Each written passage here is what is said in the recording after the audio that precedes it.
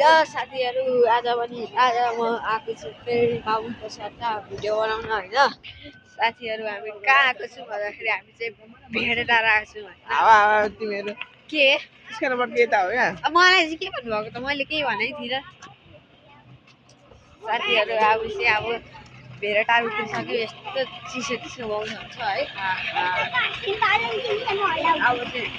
माथितिर जाँदैछु लास्ट चिसो रहेछ है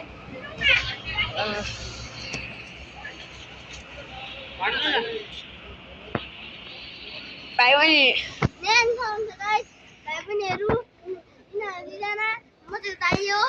बोलो कति ठुलो मान्छे बोल्यो नबोल्या भने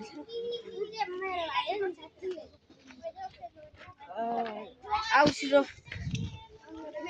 अझै आउँदैन यहाँ त झन् जाडो जाडो हुँदै जान्छ यतै होला जाडो जाडो हुँदै